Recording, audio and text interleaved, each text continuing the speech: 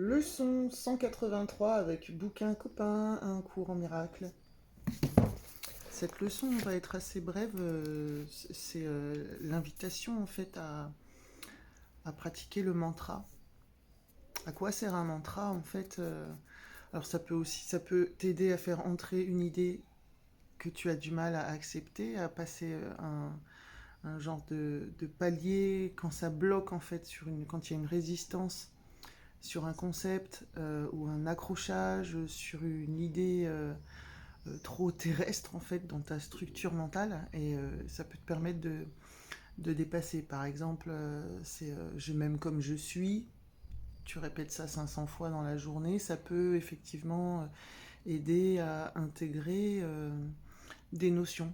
Voilà, il y en a qui parlent de 21 jours pour intégrer, pour que le cerveau, le subconscient intègre une nouvelle donne. Il y en a qui proposent de pratiquer des mantras et des pensées positives au moment du réveil, au moment de l'endormissement, quand les ondes cérébrales sont plus favorables à intégrer des informations sans trop réfléchir.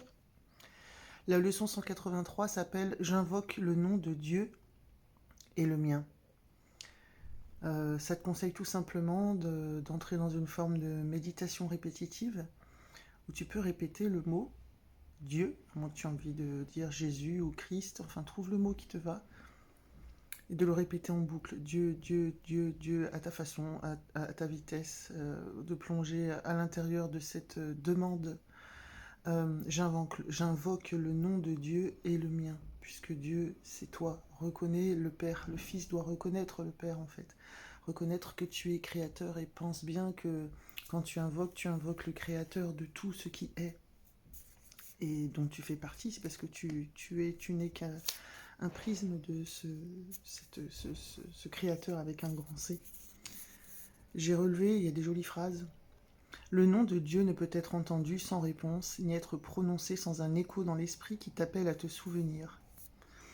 Dis son nom et tu invites les anges à entourer la terre où tu te tiens, et à chanter pour toi, leurs ailes déployées pour te garder à l'abri et te protéger de toute pensée du monde qui voudrait faire intrusion dans ta sainteté.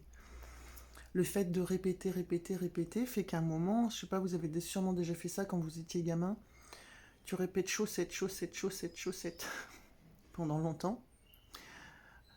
Pour vous dire comme il faut désacraliser, hein, ça te dit de répéter Dieu, répète chaussette sinon. Tu prends n'importe quel mot, voilà, barquette, bacon, et tu répètes ça en méditation. Tu vas voir qu'à un moment, tu vas te rendre compte que le terme devient ridicule, devient un son, tu vas peut-être même galérer à le prononcer. Tu peux aussi t'amuser, c'est pour ça qu'il y en a qui utilisent des chapelets, des perles, de les passer une par une, voire de les compter tout en répétant. En fait, ça occupe le mental, ça fait décrocher le mental qui finit par trouver une absurdité à ce qui est en train de se passer, au son et à la forme. Ça aide à décrocher en fait du son et de la forme du son, de l'interprétation du son. Les mots sont insignifiants. Ça revient à un exercice qu'il y a au début d'un cours en miracle. Regarde le premier objet qu'il y a devant toi, là, moi je sais pas, j'ai un stylo. Je sais que c'est un stylo, je sais que c'est pour écrire, je sais que ça se tient dans la main et que quand j'appuie avec sur une feuille, ça fait des traits, que je peux écrire des mots. Enfin bref, tout ça c'est conditionné, on nous l'a appris. En soi, fondamentalement, c'est rien. C'est une masse perçue de couleurs, c'est une forme qui prend un peu d'espace, inerte. Mais moi, je dis que c'est un stylo. Et je dis en plus que c'est un stylo bleu, qu'en plus c'est un porte-mine, en plus il a une gomme, mais tout ça c'est parce que je l'ai appris, c'est du conditionnement. En soi, ce n'est rien, ça ne signifie rien en soi, de façon pure et absolue. C'est le mental, c'est l'éducation, c'est le conditionnement qui met quelque chose là-dessus. C'est pareil pour les mots.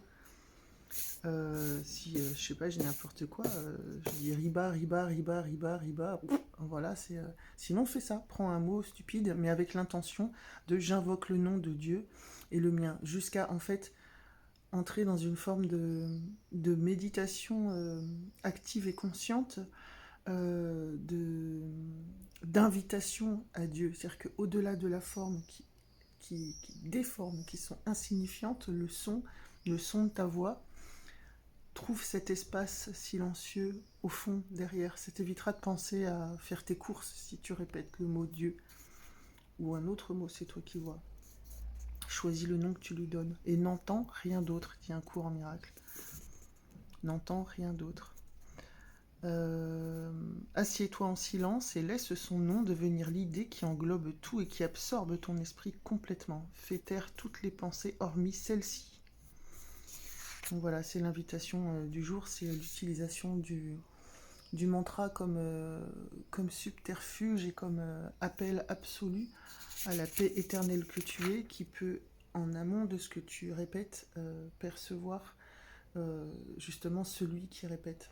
Il y a quelqu'un qui, au bout d'un moment, quelque chose, il y a une conscience à un moment, tu peux arriver justement à prendre conscience de cette conscience absolue qui observe le petit moi qui est en train de répéter chaussette, chaussette, ou Dieu, tu vois.